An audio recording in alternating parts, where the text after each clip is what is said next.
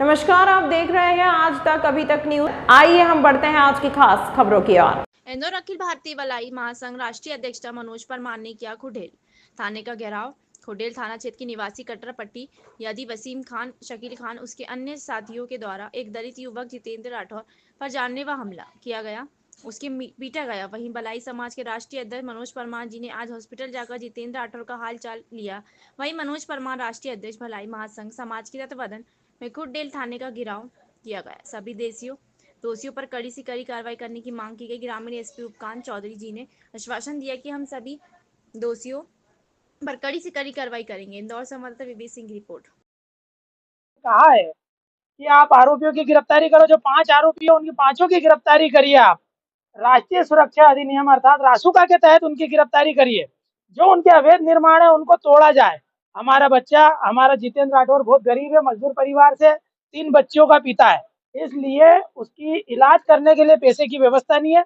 हम ये चाहते हैं मध्य प्रदेश शासन प्रशासन रेड क्रॉस सोसाइटी के माध्यम से, जिला दंडाधिकारी के माध्यम से उसका इलाज की व्यवस्था हो, ताकि वो स्वस्थ जीवन हो सके उसका। यदि अगर वह होश में आता है, यदि महीने भर में होश में आए, ऐसी स्थिति में चारों आरोपी खुले संरक्षण के रूप में घूमते रहेंगे, परिवार को धमकाते रहेंगे। परिवार बहुत ही भयभीत है।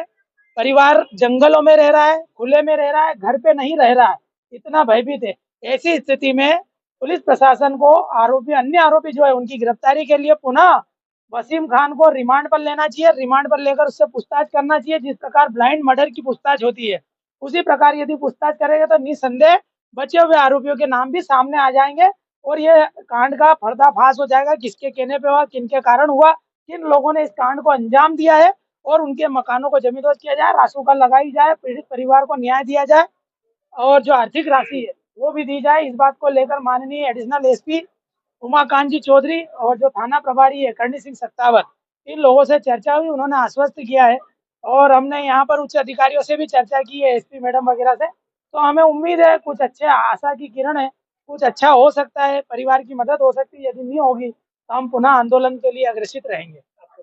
मेरा नाम मनोज परमार, राष्ट्रीय अध्यक्ष अखिल भारतीय भलाई महासंघ। मैं उनकी पत्नी हूँ और जैसे उनने कैसे हालत से मारा है, उनने कैसे क्या करा है, ये हालत पर देख के आए हैं कि किस मौत से वो जिंदगी से खेल रहे हैं वो। तो उनका जैसे हमारा घर टूटा हुआ पड़ा, ऐसा कैसा उनका घर टूटा हुआ। आपको कैसे मालूम पड़ा कि आपके पति के साथ इस तरह से मारपीट की?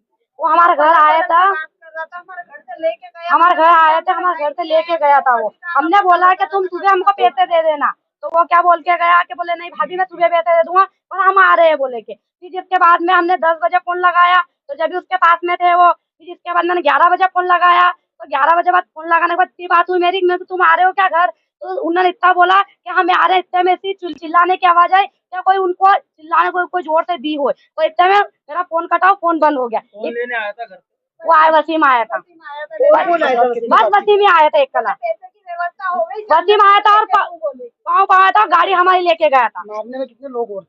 मारने में 4 बता रहा है वो, उसका वसीम बता रहा है। यहाँ पे ये पुलिस थाने में हम आए थे तो यहाँ पे बोले कि वसीम बोल रहा है कि बोले 2 और थे और 2 लोग मार रहे थे, 2 लोग मार रहे थे और मास्क पहने हुए थे और मैं दूर देख रहा था। बोले कौन थे सर, ये हम चाहते हैं। और ये 2 लोग और कौन थे?